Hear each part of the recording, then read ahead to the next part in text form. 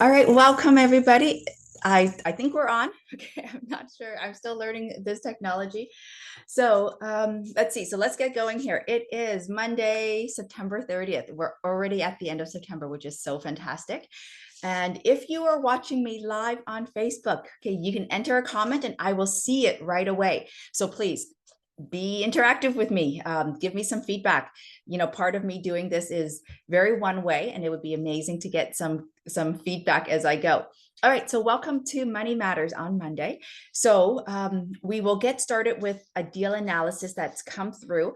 I cannot share the actual property and the information on it, but what I can do is run through the numbers with you at a, you know, at a certain level to tell you whether or not it's worth pursuing and whether or not I should really continue the conversation with my business partner. So we will go into that.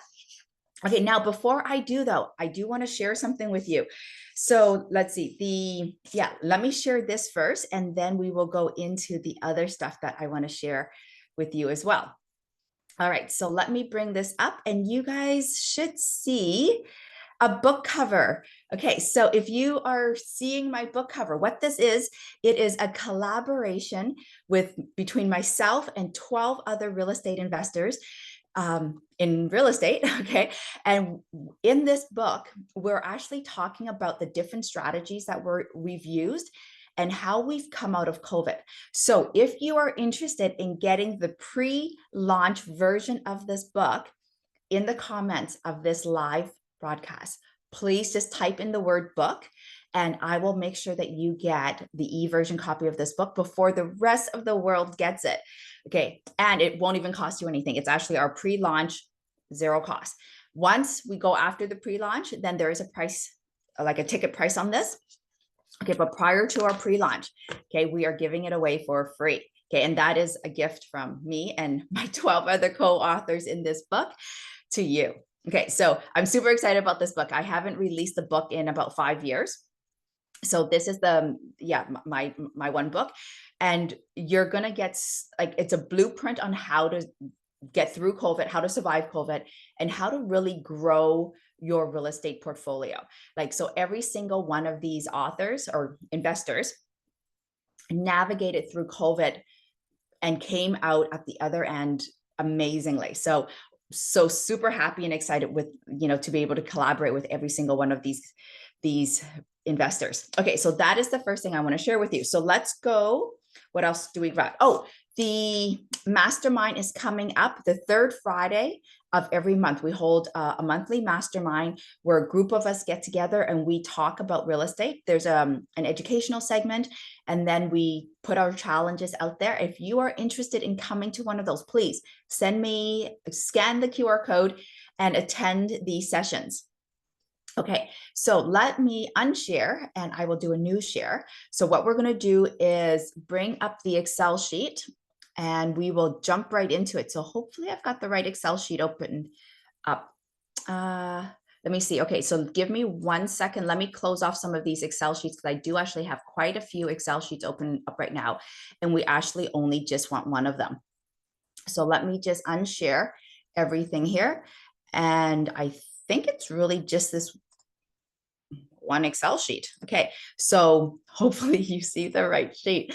All right, so right now you should see, let's see here. So we're going to share and you should see the Excel sheet, and it should just be the Reno Excel sheet. Okay, so here we go. All right, so it says it's pausing. So hopefully you guys do see the proper sheet. Nope, it doesn't look like you're seeing it. Okay, let me just close off the ones that I don't want to share with you. So as part of analyzing, we're constantly looking at multiple sheets.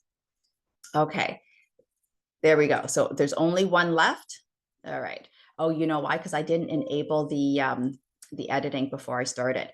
Okay, that is all right. We will get into it now. So here is the share.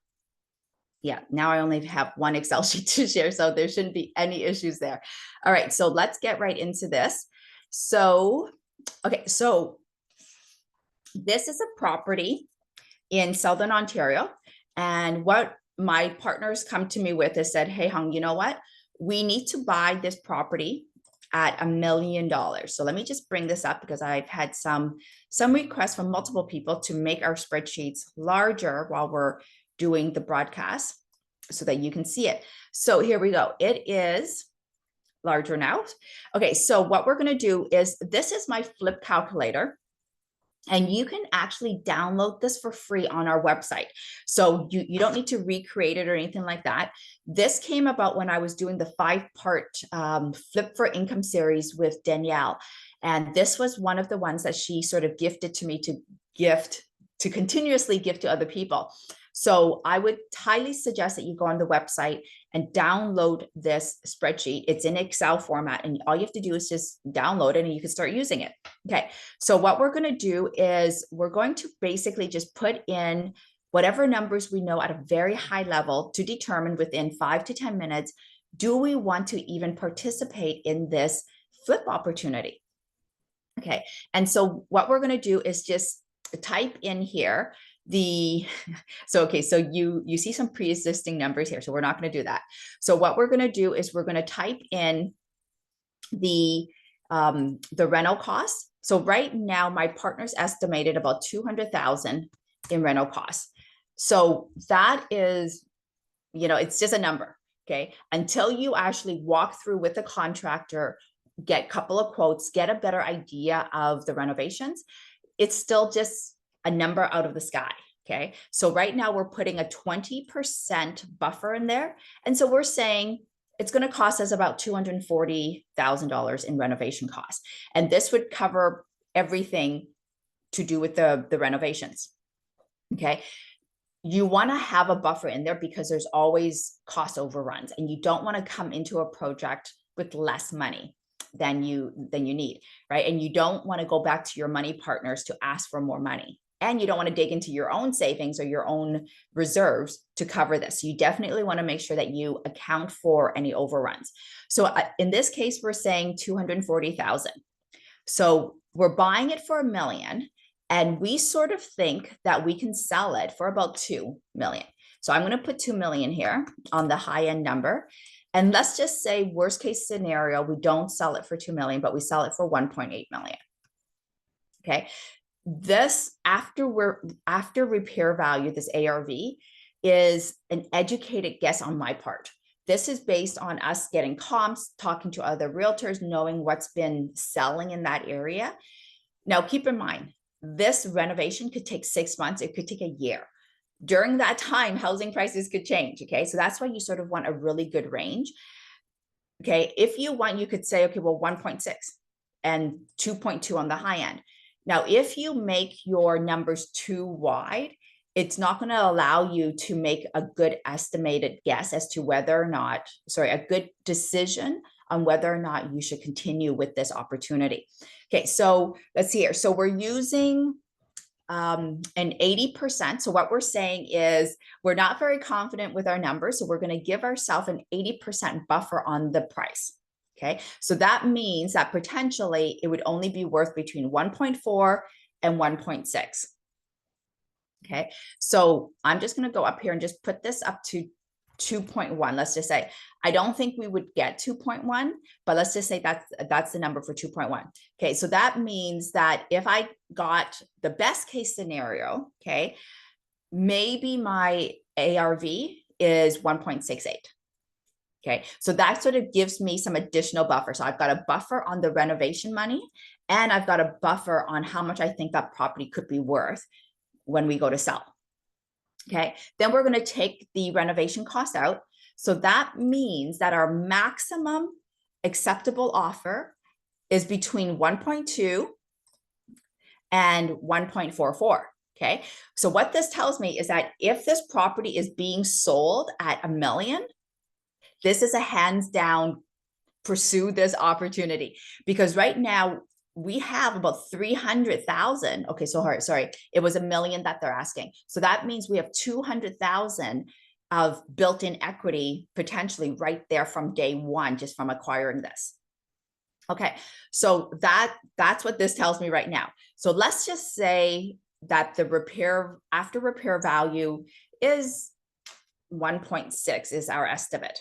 Okay, even at 1.6, after we take off the 80% buffer that we're giving ourselves and subtracting the renovations, our maximum acceptable offer is still 1.04. That means we're actually being very competitive and acquiring this property at a very good price. Okay, now here's where the issue comes in.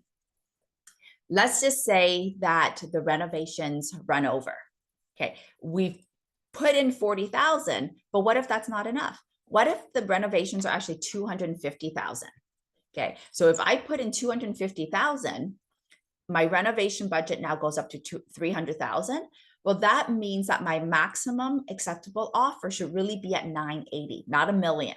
Okay, that means I'm actually going to be overpaying for a property by $20,000. So you definitely don't want that.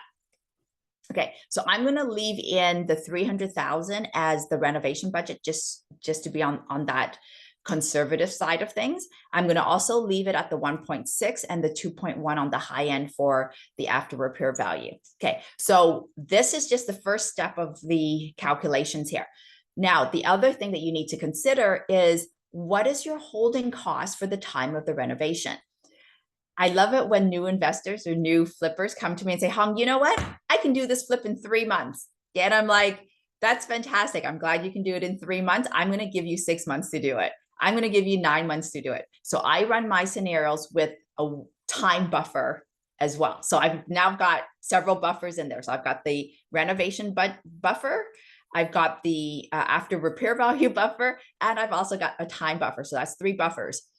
Okay, so let's go up here to this top of the spreadsheet here. So you will see, okay, a second part of the spreadsheet here. So what's happened? Oops, sorry. Okay, so this top of the spreadsheet, what it does, it just pulls the after repair value that we have put in. So the 1.6 and the 2.1. So now what I'm going to do is I'm just going to calculate it on the worst case scenario, because I'm not going to put in an offer thinking I'm going to get 2.1. when in reality, I could just get 1.6, okay? So I always run it sort of the worst case scenario. Okay, so what's happening here is I'm saying, okay, we're going to purchase the property at 980,000. And that is our max offer that we're going to get. It doesn't matter that they're asking $1 million, okay? It doesn't matter. What we want to do is make the opportunity work in our favor. And that means acquiring it at 980,000. Okay, so let's just say that it's going to take 12 months of renovations in this case. So I've got 12 months in there. This is going to be a full hands-on renovation. So 12 months is really good. It's a decent time frame. My partner is a professional builder. So for him to do this in 12 months is very reasonable. I would say 9 months is probably the amount of time he needs. And the building's already there. It's just the interior stuff that he needs to do. So it's not like we have to wait for the winter, right, to do it. This is actually a great one to do because with winter coming, he's going to be inside. So there's no holdup at all. Like basically the day we close, he can be in there with his team to build. Okay, so no condo fees. The closing. So this is, so now you'll see there's two sets of closing here. One is the closing for us to acquire it. And then there's a second closing because if we're going to flip it, we have to pay for flipper costs. Okay, so we're going to have a 5% for closing, and usually you would need a 5. So hold on. So let me back up here. When you are acquiring the building, 5% is on the high end. It's usually around 3. When you go to sell the property later, like you are now in possession of the property and you go to sell it, you usually need to pay 5%. Now in Toronto, we have double land transfer tax. So, okay, you heard me correct. Not many provinces have that. Ontario has double land transfer tax. So what I will do is I will leave the 5% in there to cover for that double land transfer tax. If we were being very creative with this property and somehow can just acquire it without physically owning the property, then we could save on the land transfer tax. We could save on some of the legals, but at the end of the day, the legals are still going to be there. Our benefit would just be saving on the land transfer tax, which is actually quite a bit, quite a lot. And to calculate the land transfer tax, like right now, I'm just putting it in there as part of the 5%, but really you should go to the land transfer tax website and just build out that amount. Okay, so we have realtor costs, so that's already part of the 5% there. And it might not be, okay? Some of the projects I work on, the realtors actually want a special bonus on top. Okay, so that's another issue. Okay, so property taxes in Toronto, it's not going to be $1,000. I would probably say probably closer to $5,000. Okay, so this is not 60,000.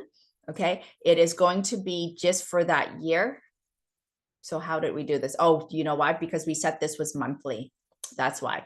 So we're going to do that divided by 12. Okay, so that is $417 a month in property taxes. So we need to account for 5,000 to carry for the project for the year, because we're physically going to own it for a year while we're flipping, and we're going to need to pay 5,000 to the government for property taxes. Insurance, not 12,000. Okay, it's probably going to be closer to, yeah, probably 5,000. So I would just copy that down. Okay, and water, gas, and hydro per month, it's not going to be $1,000. It might be, 400, let's just say. Okay, for the year, for the month. So that means it's going to be around 4,800 for the gas.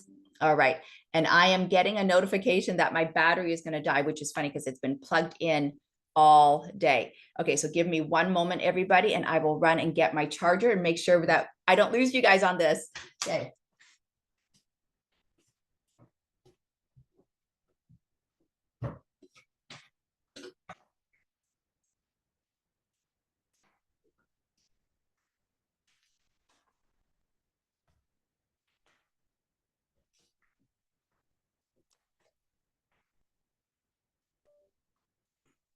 All right, we are back on. Sorry for that. And yes, feel free to laugh at me for doing an amateur move there with this broadcast. All right, so let's move this out of the way. All right, so you should still see the screen. All right, let's see, what are we doing here? Oh, so contractor PM. So in this case, I'm not going to have a fee to pay to somebody because I'm actually partnering up with somebody. And so it's going to be like a 50-50 or, whatever type of arrangement that we make. So I'm not going to be paying out of pocket for their fees because their equity, their sweat equity, and this is their profit. So I'm going to need some money to acquire this. So now in this case, what I'm saying is we're going to have $94,000 in interest here, because what we're doing is we're doing a 12% interest, and we're going to go and get a loan. Now, how is this calculated here? Okay, so what we're doing is we're saying we're going to offer it at 980. We're going to put a deposit of 20%, and we're going to, so in essence, that deposit is 196,000. We're going to go to family and friends, okay, and get 784,000 for the balance of it to cover that. And we're going to pay everybody 12%. Okay, so that's going to cost me, okay, $94,000 for the year. So, okay, and that calculation is the amount that I'm going to borrow from everybody times the 12%, and then divide it by the 12 months, okay, because each month. And now because it's 12 months, we're going to times it again by 12 months, okay? So because usually sometimes the renovation is 6 months or 9 months, and so we need to know what the cost of borrowing is going to be for just that duration that we're holding it, okay? The total repairs is 300,000. Okay, now this is assuming that we can get away with doing a 20% down payment. Because the house right now is like, the house is there, but it's not livable. Like there's a kitchen and bathroom and so forth like that. But the bank might come back and say, no, you know what? We're not going to fund you at 20% because you can't just move in from day one. So they may ask us to put 40%. They may be like, nope, we're not giving you anything, which in that case, we would have to go and get a private lender for the whole thing, or get family and friends to come in for the whole thing. So that would be a more realistic approach to this. So let's do that. So I've got 0 in the deposit. So that means that my interest payment to everybody is 117,600. Okay. So as you can see that's quite a lot of money. Okay. So now based on this, okay, what this is telling me is that if everything goes according to plan, based on the after repair value of 1.6, us getting it for 980,000 takes us 12 months to renovate. We have to go and get the majority of the funds, if not all, from family and friends. The property taxes, insurance, hydro, all of our carrying costs is this amount. That means that there is an estimated profit of $90,000. Okay, now you got to split that between two people. Okay, so then each person would potentially get $45,000. So now this is where you need to think, is it worth it for me to put in my capital to get this done? Or is it worth it for me as the working partner to do the renovations? Is it worth it for me to renovate this? Okay, now on the high end of this, if we ran it at the 2.1 as the after repair value, we could make about $600,000. This is a fantastic return in 12 months, like 1 year. If you think about it, that's massive. Okay. So for here, I haven't calculated the ROI. So, which we can do. So ROI. Okay. So ROI is the amount of money that we put in. Okay. Divided by how much money we actually get out.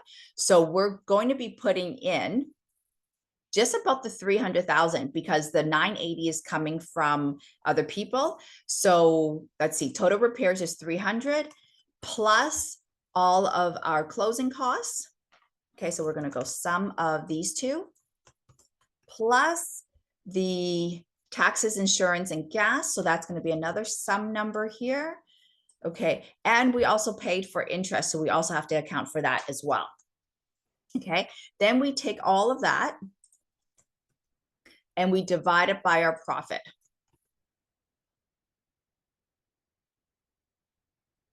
Okay, so we're going to have to double check that formula there. Divide it by this profit number here. And I'm thinking that that is a wrong number here. Where is the percentage? Here we go, percentage. Okay. So, okay, so this 592 is obviously misleading because we've only held the place for 1 month. So let's run this the other way. It's actually should be this number on top. Okay, so I'm just going to flip those numbers around. Okay, there we go, 17%. That makes way more sense. And I'm going to take that to 1 decimal place. So I updated the formula to say the 89,000, which is the profit that we're going to get, the profit that we're going to see, divided by all of the expenses that we've put in. Okay, so you don't account for the 980 because that's covering from somebody else, and the private lender paid for that, and then the new person coming in is going to pay for that. So that's a zero wash. Okay, but the money that we've actually put in is the closing costs, the property taxes and insurance, the interest that we've had to pay, plus the repairs.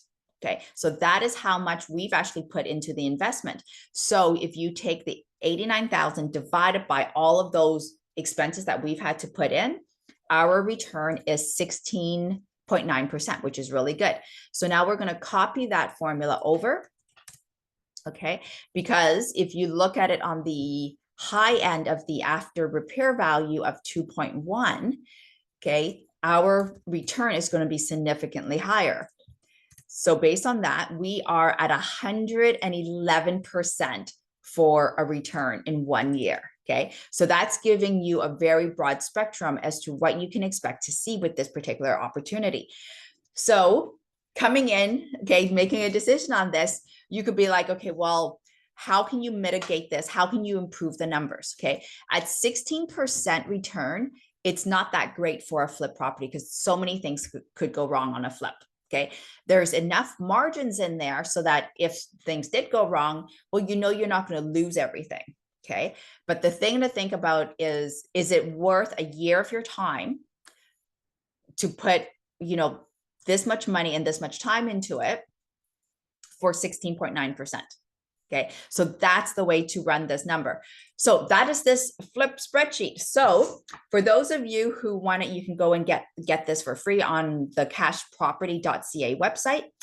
Let's see, I've got some notes here, so I just want to make sure that we cover all of them. Yeah, we did. Okay, so the risk we talked about. Yeah, we talked about the price point being higher or lower, the renovations going over, and your duration going over. Yeah, so your return on investment could be anywhere from 17 to 110%, okay, depending on what your after repair value is going to be. So that is it. Okay, well, thank you for watching, everybody. I hope you all enjoy the rest of your day off, because it's a holiday here for me too, but I am here committed to broadcasting every Monday regardless. Okay, so thank you everybody for watching. And just just one last reminder, if you would like a copy of the ebook before it is released to everybody else, okay, make sure you put book in the comments and we will get you a copy for sure. All right, thank you so very much, everybody. Have an awesome day.